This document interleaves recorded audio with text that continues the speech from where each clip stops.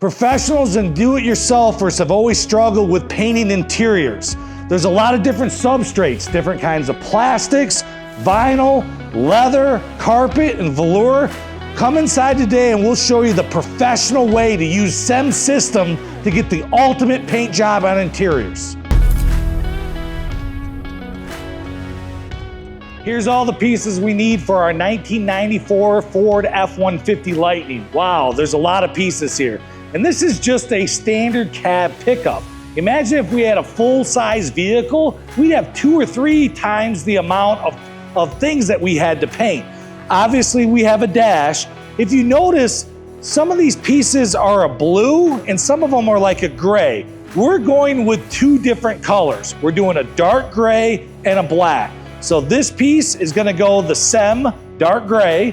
These pieces are gonna be either black or they're gonna be a combination of black and gray. So we have our 2-tone and black pieces here. These pieces here are all gonna be the same gray as the dash. If you notice, we can actually get some contrast here. We don't want that. We don't want the blue and gray difference. We want actually gray on gray. These are all hard plastics, so these are pretty basic. These are hard plastic as well. The door panels are a little bit different. The door panels have hard plastic, but the speaker grills are some metal, and these are gonna be 2-tone where they're gonna be gray, and then the speaker grill will be black. So we got another 2-tone part. We have more steel parts over here, and these actually from factory never had any protection on the back. So these are actually rusting on the back side, so we'll show you how we'll deal with those. Last but not least, we have a different substrate to deal with.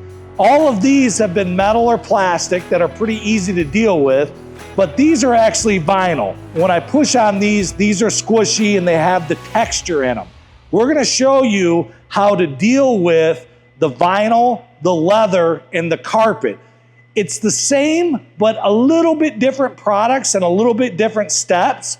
So come inside and see how we're gonna tackle this paint job on this Ford F-150 Lightning interior job. SEM is widely considered the best product line to use for painting interiors. Here's everything that you need to paint your interior. There's a lot of products. I know it gets confusing. As the video unfolds, we'll break down where we use every specific product on what type of material. But for now, we just want to give you a snapshot of what we're using. Here are the cleaners and the preps that we're going to be using. The soap is probably the most important one. Then these are the 3 different primers, depending on if you got plastic or metal or vinyl or leather. And then we have 2 different adhesion promoters, depending on what type of interiors you're working on. And then last but not least, we have their paint line. Classic Coat and Color Coat are their 2 most popular, but we did want to work in their Trim Black and their Trim Black Ultra. Great products if you've never used them. So we'll show you where and how to use those in different situations. We actually have the SEM tape. We have their dual mix repair system here. We'll show you how to repair broken plastic. We have a brush that we bought to actually do the carpet. So when we actually paint some carpet, we have their applicator for their 1-to-1 glue. And then we have their bumper bite, which is kind of like body filler, if you will. And then last but not least, we just bought some normal acetone from our local hardware store so we can actually test the products. So I know it seems like a lot, but we're doing in a complete interior with many, many different substrates. We're dealing with vinyl, we're dealing with carpet, we're dealing with metal, we're dealing with leather, we're dealing with maybe a couple different kinds of plastics. Here's everything that you would need to do a professional grade paint job on your interior, all from one company. Let's start with the plastics. The first step that you want to do is identify exactly what type of plastic you're dealing with. Automobiles use many, many different types of plastic. This is very confusing for a lot of people and it gets a little overwhelming. Bear with us. It does not have to be hard. SEM makes a great how-to manual online, and all we're doing is following it. And it simply says that if it's raw plastic, it can be in one of 2 families. And there's two different kinds of adhesion promoters depending on what family of plastic we're dealing with. If we have a plastic part that's already been painted and you're positive it's painted, you do not need any adhesion promoter. You can go right to your top coat, which we'll cover later. But let's say you have raw plastic. Step one is identifying what type of plastic. They make an ISO code on every OEM part. I personally think it's best to find the ISO code to see if it says ABS or PP, which is polypropylene, to see which family it sticks in. If that's too hard, we'll show you how to do the melt test. But it says right here that if you have an ABS or a PVC or an other similar plastics, you want to use the sand-free. This is the stuff that should melt when we do the melt test. If you have a TPO or EPMD or a polypropylene, code PP, it should not melt with the acetone test, and this XXX adhesion promoter is the adhesion promoter. So step one is always going to be identify what type of plastics we have. This part, we found an ISO code and it says it's ABS. This should actually melt. If it does, this should use the sand-free adhesion promoter. So I'll take a little acetone on a white rag and you can actually see how it melts it and it smears. It's not evaporating and it's actually distorting the plastic. So we found the ISO code on this part, and this one is a PP, which is the polypropylene. This should use the XXX adhesion promoter. By using some acetone, and I'll put a little bit on a white rag, it might take some color up, but it should not melt. It should just evaporate. You can see that it's correct, and this guy is not melting. This trick works really good when you can't find ISO code and you don't know what plastic it is. So if it melts, you're going to use the sand-free. If it doesn't melt, you're going to use the XXX adhesion promoter only on raw plastic. Of course, we got our parts separated by our vinyl and our steel and our plastic and our different colors. If it's easier for you, after you identify the plastic by what melts or what doesn't, or by plastic family, maybe it's better to separate those so when you paint them, you don't get your adhesion promoters confused. Now for me, I historically have always washed these with a Dawn dish soap or a simple green and rinsed them thoroughly. We spoke to SEM's tech guys and they said that that's an unnecessary step unless you have a really dirty product. The reason why they don't want you to do that is they're worried that the detergent or any of the additives in the soap could cause the contamination down the road. So that's a decision you're gonna have to make.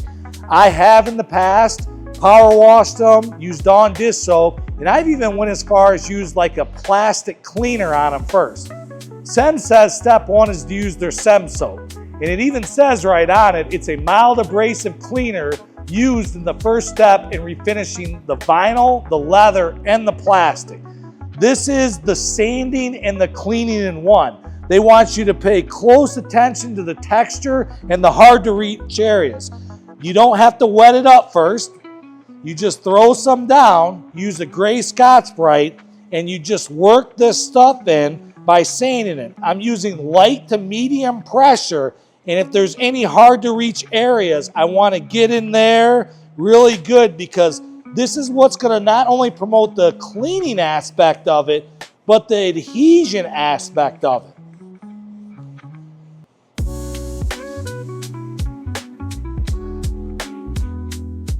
I like to do one part at a time because I don't want this soap to actually dry up on me, especially today is a really hot day.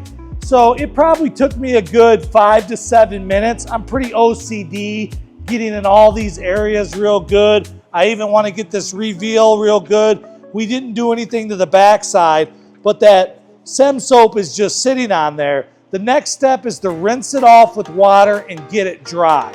So I'm simply going to use a hose, come in, rinse it really good, Get all of that SEM soap off really well. Even rinse the backside of it. And then I can go right to a paper towel or a rag. A lot of times what I like to use is some compressed air and a rag at the same time. It seems like it speeds it up.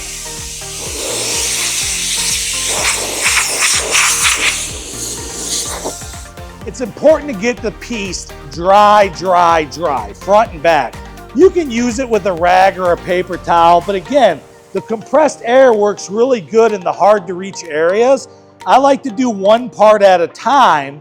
So now David and I can go in and knock out all of these parts and get all of the parts scuffed and sanded ready for the next step.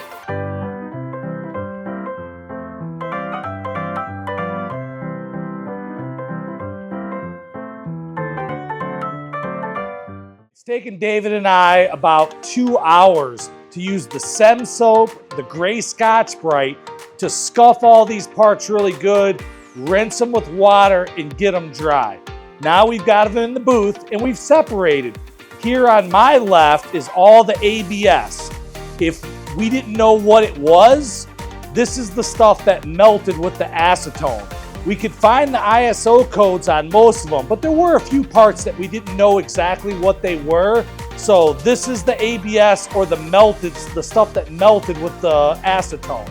On this side is the stuff that the ISO code said PP or polypropylene. This is the stuff that did not melt. So we're keeping them separate because they take a different adhesion promoter.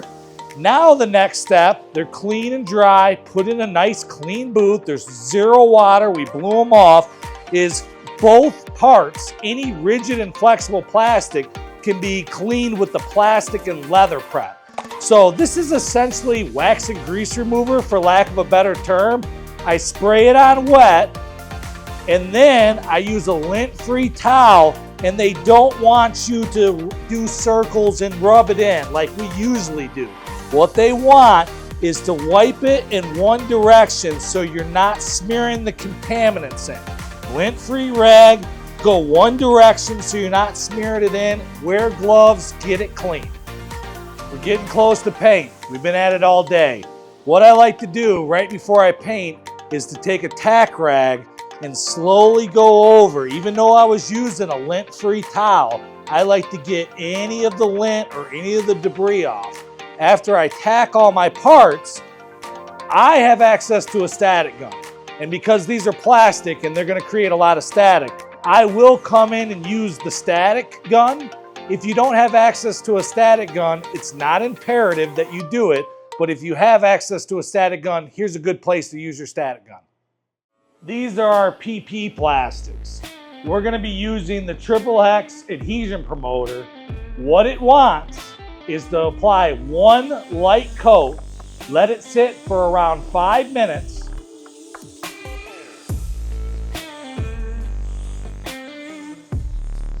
After 5 minutes, then you're going to hit it with a wet coat.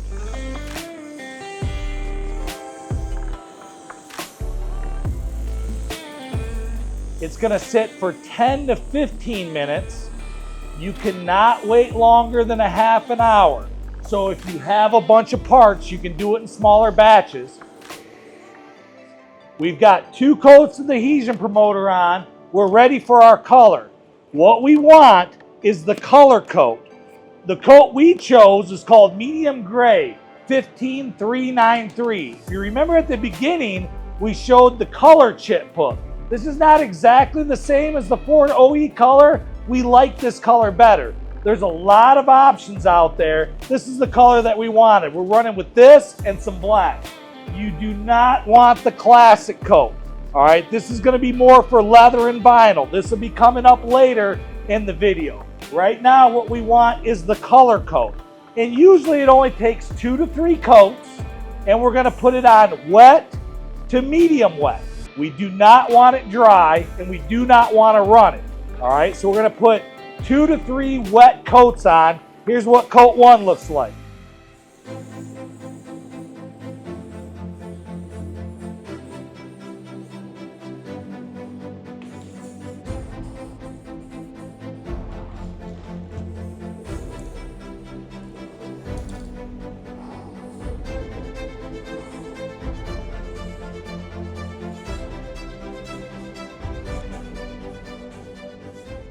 All right, we've got one coat on.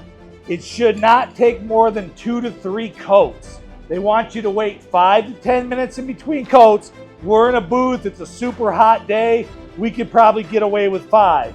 If you're having a hard time seeing what you're doing, a little light as you paint always helps. All right, these are not too expensive, or even a little flashlight while you paint. Again, what we want to do is we want to get these coats on wet. All right, medium wet. So this is coat number 2. How many are we going to put on? 2 or 3? We're going to look at number 2 to see what it looks like. If some parts need 3, we'll put 3 on. If they all need 3, we'll put 3 on. If they all look good with 2, we'll walk away with 2. So that's our philosophy on the 2 or 3. So here we go, coat 2.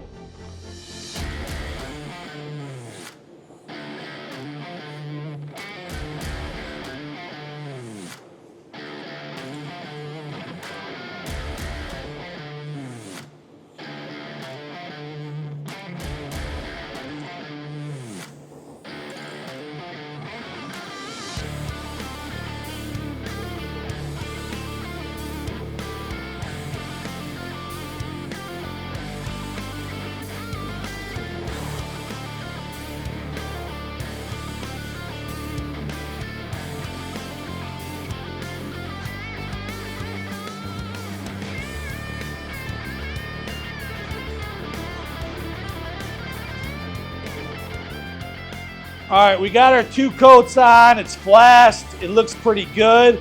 What I like to do is shut the lights off in the booth or shut the lights off in the garage and come in with a bright light and actually see what it looks like before you walk away. Make sure it's covered. So that part looks good. That part looks good. Ironically, this isn't a lot lighter than the factory color. We wanted to go a hair lighter, but I'll check every part individually. And let's say I got a piece of dirt or a flaw, I could scuff it or tack it and reshoot that part. So I want to physically check every part to make sure it's good. And then they should sit overnight. SEM recommends 24 hours. But depending on how hot it is in your garage or a booth, maybe overnight's good enough. And that's it for at least these plastics. So here's the other half of our booth. If you remember, these are our ABS parts. PVCs and ABSs, remember the stuff that was melting with the acetone? This takes a different adhesion promoter. So this is the sand-free adhesion promoter. So we're going to put a wet coat of this on, and then we're going to still stay with the color coat family, but we want to put a nice medium coat on this. Careful not to run it. So we're not going to spray multiple coats of adhesion promoter and wait 5, 10, 15 minutes and put 2 coats. It's 1 coat of this and immediately right to our color. So here's what it looks like.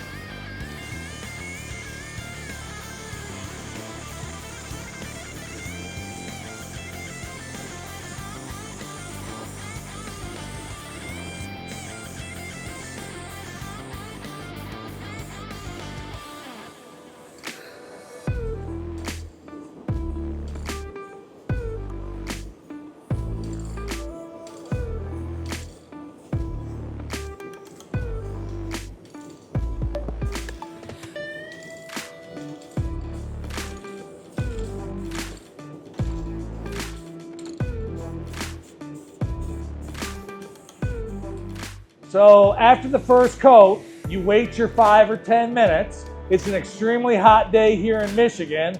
We're in a booth. Really, if we start and keep the same order, we really never even have to stop, because by the time we do the circle, it's been 5 or 10 minutes. But we've waited 5 minutes. We're gonna hit our second coat.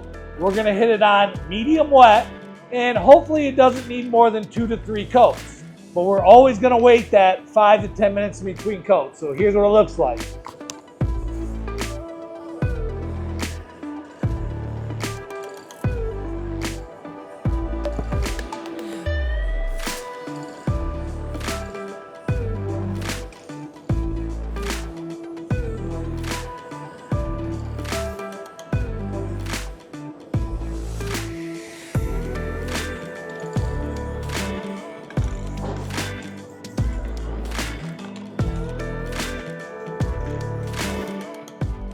reason why you want to do the wet on wet process is because this is going to soften the plastic and make this stuff adhere to it.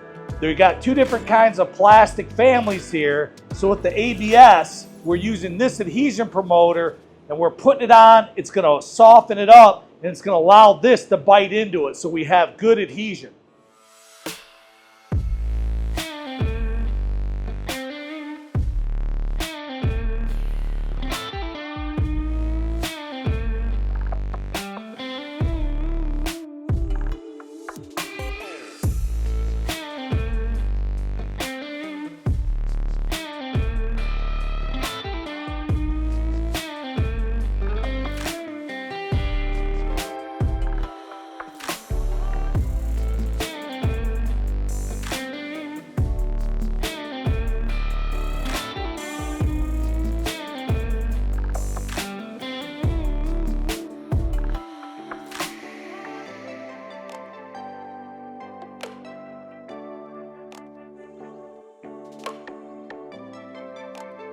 We've got all of our gray done and we actually painted our door panels yesterday.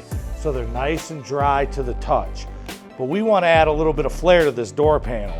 This speaker grill right here and then the little cylinder for the door lock. We're going to now tape those up, cover this with paper or plastic and shoot these two areas with black. This guy right here is metal, this guy right here is plastic.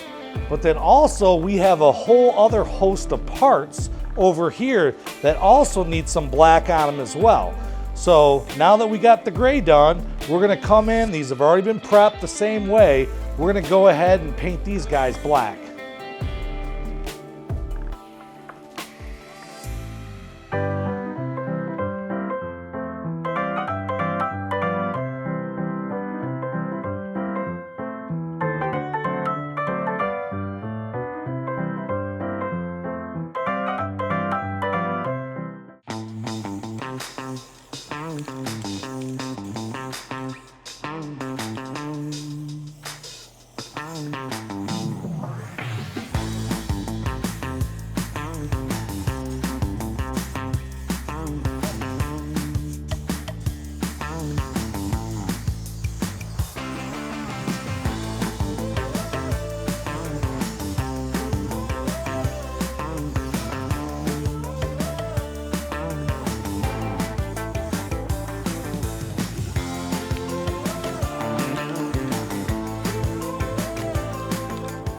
That's the process. I know it seems like a lot of steps, but if you do it correctly and follow SEM's way, you'll get professional grade results that'll last a lifetime.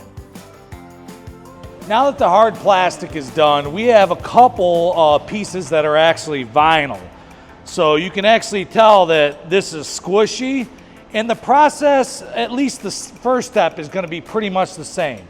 We're going to be using the SEM soap and the gray Scotch-Brite. Now on these visors, we have some pot metal, we have some chrome, and some hard plastic.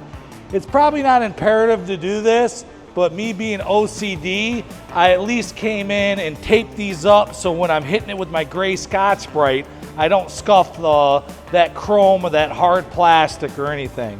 So all I'm gonna do now is use the SEM soap like we used before and a gray Scotch-Brite. Here's a little trick we learned after doing 8,000 pieces of hard and flexible rigid plastic.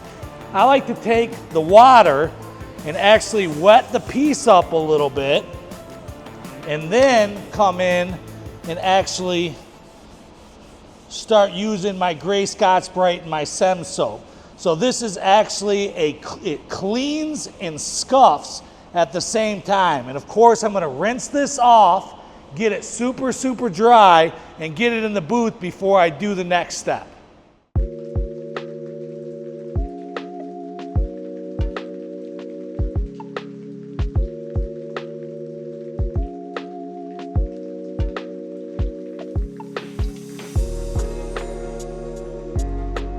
Finally, the fun part.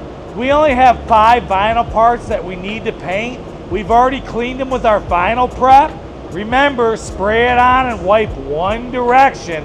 We even went as far as, after the vinyl prep, we used a tack rag and tacked all of our products off. So now we're ready for the color coat. These are gonna go gray as well, all right? So I'm doing something a little bit different. Is usually when I hang my parts on a Christmas tree, you're getting down and you're painting them and they're swinging and you're overspraying parts behind. I got these set up where I can grab them and paint and hang them back up as I go. That way I can use a better light source and I can put more parts on the Christmas tree. So this should only take 2 to 3 coats, and we could be waiting 5 to 10 minutes in between coats. So here we go, here's coat number 1.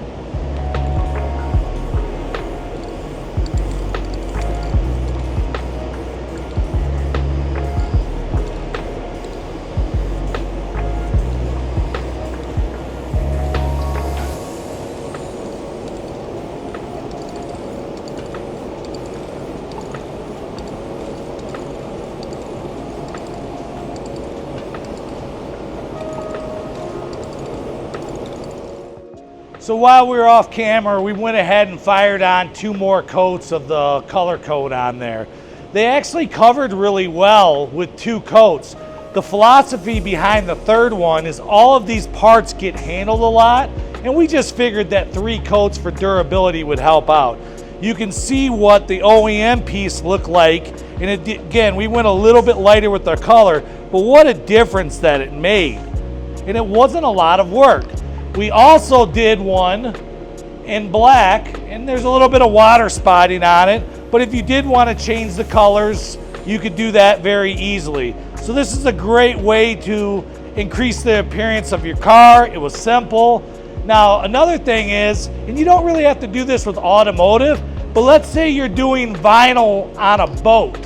Let's say you're doing a golf cart seat, and you're in the South, and the seat cover feels sticky, almost like it didn't dry. That's because this is a 1K product and it's super, super hot. The great thing is the SEM makes a product called tack free. You can actually float that over top of it and it'll actually give you the protection you need for boats and super hot weather, but you don't really need it on any interior pieces. So that's it for vinyl.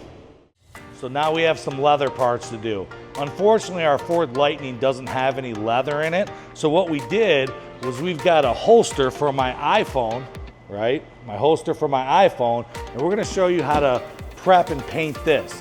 The first 2 processes are the same. We're going off the same tech sheet. All I'm gonna do is I'm gonna start with my SEM soap in a gray Scotch-Brite, and I'm gonna get it cleaned and scuffed with this step, just like we did with the other products. Then we're gonna come in and we're gonna use the leather and plastic prep. Remember, when we wipe it, we're gonna wipe it all one way. So we can knock out those first 2 steps because after that, the world kind of changes for leather. But those 2 steps should be pretty easy for you. Here's where things start to change for the leather. They want you to use a gray Scotch-Brite or sandpaper. If you use sandpaper, it needs to be 400 to 600 range. All you have to do is come in with your gray Scotch-Brite, scuff it up a little bit. If you want to use sandpaper or both, just give it a little sand. Once you get it done, the next step is to blow it off. And then they want you to re-clean it with the plastic and leather prep.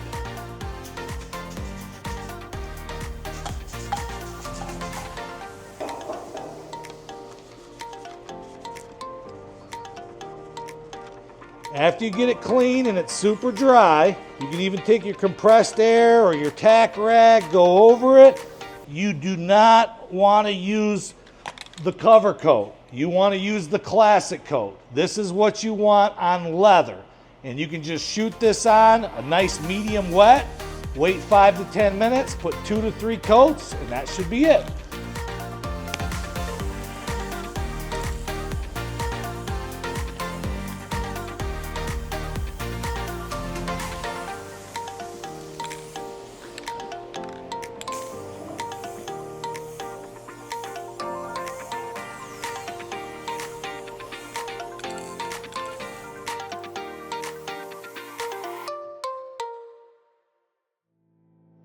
So now we're on the carpet and velour. SEM has you covered in that area too.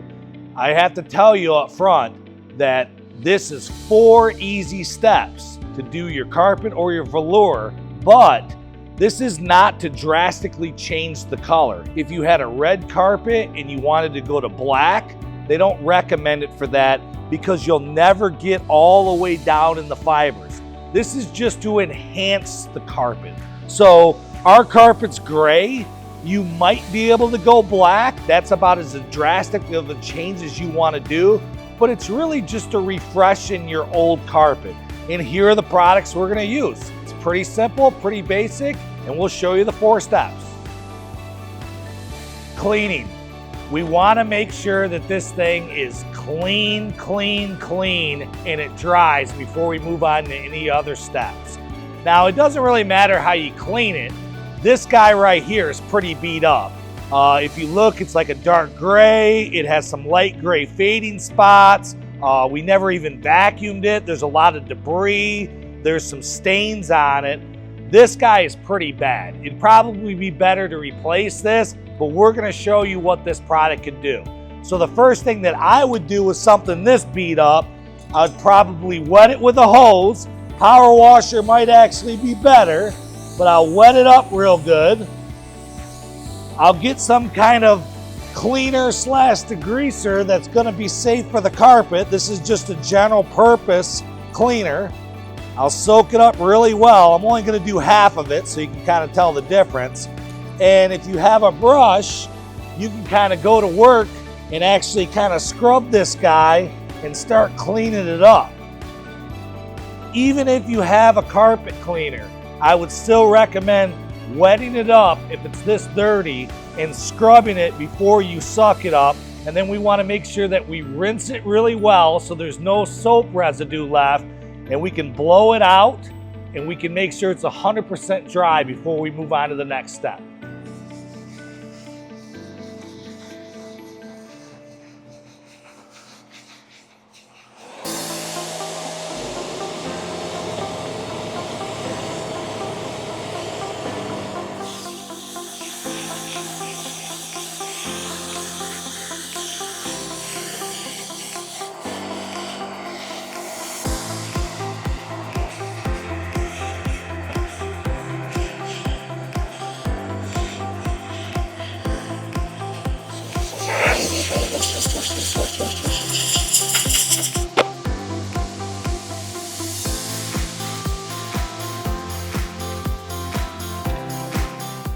So you can see on our carpet that we only cleaned half of it. It is dry now. This half we cleaned, this half we didn't clean. The next step is to use the plastic and leather prep. They want you to apply a nice coat on it. And this is gonna help get a lot of the contaminants out and help with the release agents. So I put a nice coat on. Then they want us to use a nylon bristle brush and come in here and work this in really good. After that, they want us to vacuum this up really well, and we can let it dry, and then we can start applying our color to it. Finally, the fun part. You have to make sure it's completely dry, and they want you to put 2 coats on, and immediately after you put a coat on, you have to take your brush and brush it every direction so the fibers don't stick together. Again, we're only doing half of it, so I thought it would be fun to cover up roughly half of this bad boy to see if you can notice the difference. Now, this is a color enhancer. Really, we should be using something a little bit closer in the color coat family, the gray. We're gonna do the extreme, we're gonna do the satin black, all right? Again, if you remember, you don't wanna take a red carpet and turn it to green or anything like that because the paint will not get super deep into the fibers. So we're gonna test the limits of this product. So I'm gonna put a coat on, and then I'm gonna immediately brush it.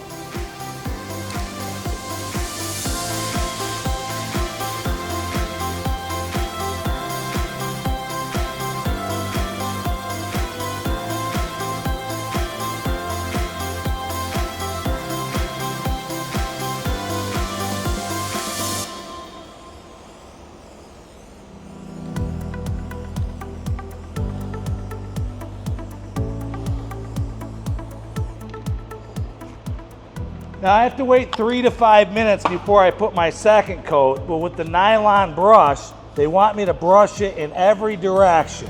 So I can brush it forward, and then I can brush it to the sides to get it down there. You can see how all that black paint is just sitting on the surface. This is the reason why they don't want you to, do a huge color jump, because the paint has a hard time getting down in there. So hopefully after 3 to 5 minutes, we'll put our second coat on, then we'll brush it again, and then we'll have to sit for about 10 minutes. We'll brush it again, and we can go right to vacuuming. All right, it's been about 5 minutes. It's actually dry to the touch. We're gonna hammer on coat number 2.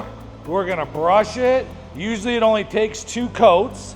And then after 10 minutes, we can brush it again and vacuum it, and it should be done. We're not gonna end up using this floor mat here. We just wanted to do a demonstration on how to do carpet as well.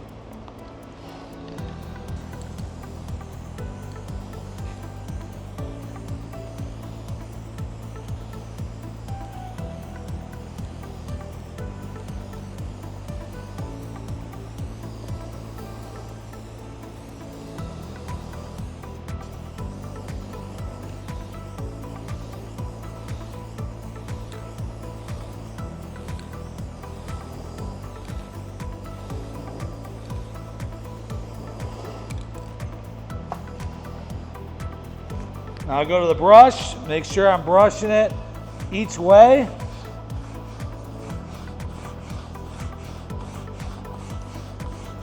When you do a color change like this, which SEM does not recommend, they call it a color enhancement. This is not to dye. It's obviously going to take more than a couple coats, because every time I brush it, you can see that gray's coming back out of it. So this is why they wanted you to keep it the same color. We just wanted to try to put it to its limit.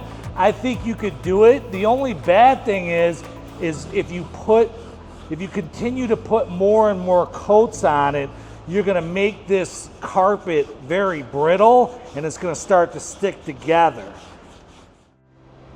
We came back and put a third coat on because it was really patchy. So you can see that it's actually slowly turning black. Here's our dirty gray from our factory lightning, and the black really looks a lot better. I think if the carpet was black to start with, it'd be near mint. Our final substrate is metal. We have 2 pieces on the lightning that go on the top of the windshield and the top of the rear window that kind of hold the headliner up. Now, most people would just treat this as standard metal. They would come in, they would wash it with soap and water, maybe hit it with a wax and grease or waterborne if you have it. You know us, we're all about the overkill and doing things right. You could scuff it with a red Scotch-Brite, or you could use sandpaper like a 4 to 600, and you could go right to your color coat. But ours is a little different. The factory left a bunch of rust on the back side, so we're gonna take it a step further. We have access to a media blasting cabinet. We're gonna throw these 2 parts in, remove 100% of the rust. We're gonna hit it with some etch, and then we can go right to our color over top of that. That's the cool thing about SEM, is normally you have to prime over etch. We can throw our etch over our bare metal and then go right to our color coat and be done with it. So that's what we're gonna do now.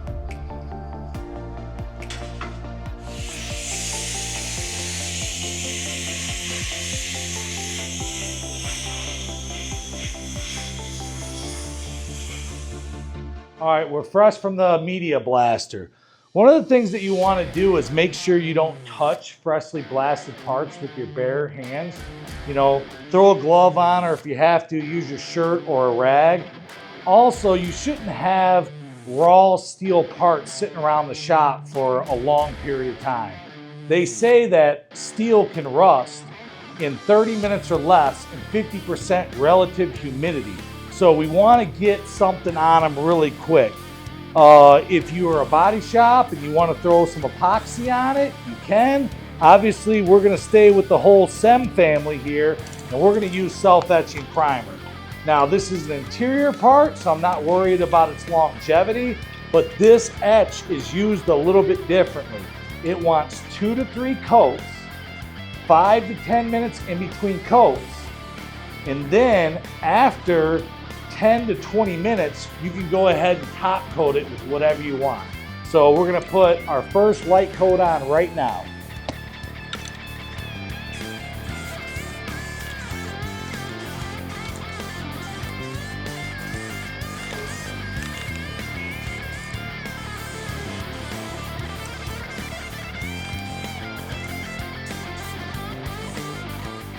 So we got our first coats of etch on, and we're gonna wait our 5 to 10 minutes before we put the second coat on. They do make multiple colors. They make a green and a black, so whatever your top coat is, you can choose whatever one fits your needs the best. When they got out of the sandblaster, we just blew them off. Notice we didn't come in and use any wax and grease remover. Now, I'm not a fan of putting waterborne or solvent cleaners on freshly blasted parts. When they come out of the sandblasting cabinet, or in our case, media blasting cabinet, if you blow them off and get some etch or epoxy on them as fast as possible and don't touch them with your bare hands is the best way to do it. We've achieved coverage with our etch and we waited that 10 to 20 minutes. Now we're gonna come in with our color coat and we're gonna put on 2 to 3 coats or until coverage is achieved. We're gonna put this stuff on kind of wet, and we only have to wait 5 to 10 minutes in between coats. After 2 to 3 coats, we should have a finished product.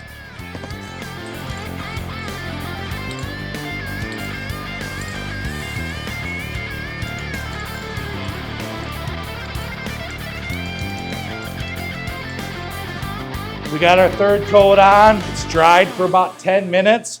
So after it sits overnight, this bad boy would be good to handle and we can put it on the vehicle. Hey, we wanted to thank a couple guys that helped us along the way. David from SEM's tech support spent a couple hours with us on the phone going over everything. Juan Cordova from SEM helped us a lot. We want to give a shout out to our friend Mark Cartier too. Without you 3 guys, we couldn't have did this video. Thank you, you guys. So that's it. That's the entire process. I know there's a lot of steps, but you too can reach professional grade results if you follow our steps. The great thing about this is it's a 1K system. You don't need an air compressor or paint guns or a lot of training. This is stuff that you guys can do in your garage. Now, some people are gonna say, yeah, but this isn't OEM quality. I would prefer a 2K process. This is OEM grade, if not higher. If you watch the end of the video, we'll actually do a destruction test on this. And we have a lot of other cool outtakes that you may enjoy. Please like and subscribe if you like our content. It really helps a lot. And we'll have some great videos for you in the future. And I hope you enjoyed it. Thank you. I get it. A lot of people are going to question the durability because this is a rattle can, aka a 1K product. But what if I told you that this product by SEM is just as strong, if not stronger, than the original OEM finish? To prove that, we're going to do a destruction test, aka a scratch test. I got a normal silver coin, my blowgun, and a knife. We're going to start with this piece of vinyl that we painted, and I'm going to come in with a coin and I'm pushing down on it pretty hard, and you can tell that there is no problems with a coin. And I'm putting about, I don't know, 4 or 5 pounds of pressure on it. When I go to my blowgun,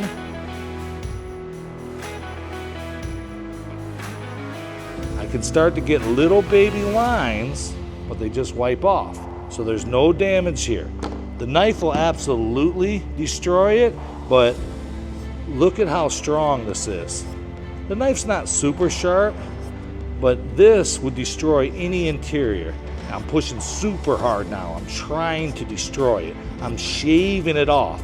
So it's gonna take quite a lot of work to destroy something like this. This is definitely OEM quality, if not better.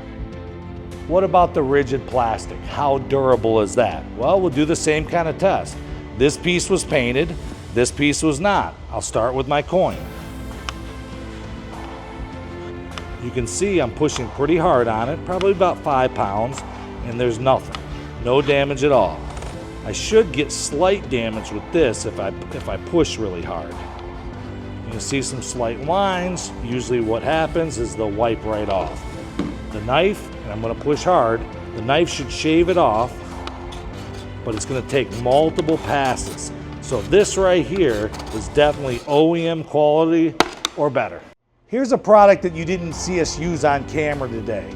What I like about this product is if you live in an area that's VOC compliant and you can't use some of the cleaners that we use, this would be your product of choice. Also, if you're a big fan of your Final Clean being a waterborne to get rid of fingerprints, this works well as a final waterborne cleaner. Here's a product that most people know made by SEM. It's their Trim Black. This is really good for the accent pieces around American cars. I've used this a lot in hot rods too. But most people don't know what the difference between regular Trim Black and Trim Black Ultra is. I like this for hot rods, but that's not why it was designed or developed. If you look at our sample piece that we did today, this is normal Trim Black and this is Trim Black Ultra. Trim Black Ultra is going to be blacker to match your foreign vehicles, all the plastic trims and door handles. So whatever you choose, make sure you're choosing the right product depending on the color of your vehicle. If you have cracks in your plastic, you definitely want to fix them. You can come in with your plastic repair gun, your welder, your plastic welder and repair it, or this multi-plastic repair material by SEM works really well too. So you could use this, or you could use your plastic welder. And you can sand that stuff out, but what if you have to finish it? You shouldn't use just any old body filler. This bumper bite is specifically designed for plastics, and it works like common body filler, forgive me for saying it, Bondo. This right here, you can eyeball mix it, or we actually have a scale. We're not using our fancy, expensive paint scale. We have a simple one that you can buy online anywhere, and this is gonna be a 50-to-1 mix. Most of us have used these 1K rattle cans before. Obviously, we want to shake them up really well before we use them, but here's a couple things that you may not have known. These tips, also called atomizers, most cans will have a black dot on them that the atomizer, aka the tip, should be spun and it should line up so it gives you the best possible spray. Also, if these tips ever clog up, I like to use the SEM XXX gun cleaner to shoot some in, but you can take a little bit of thinner and clean it out. And then actually, if your tip gets clogged, you can actually come in and clean that tip a little bit. With the Trim Black, this has got an adjustable tip. So depending on the amount and the spray pattern you want, I can actually come in with a pair of pliers or my fingers, and I can actually change the direction of the atomizer to give me the best spray possible. One of the problems that people have, especially dealing with the textured part, is how to match that factory texture. A part like this is pretty easy because it has that splatter effect, that grainy look. But these parts are designed to simulate leather. So the texture pattern in these are a lot different. There's a couple tricks you can do. You could come in and use a sponge while the primers are still wet and kind of manipulate it, or the paints or the top coats are still wet. SEM used to sell, and I don't know if it's still available, these little patches with different textures. So if you're dealing with matching textures on interior and you've got a real bad repair, you should do some homework or contact SEM to see if you can get a hold of those repair swatches.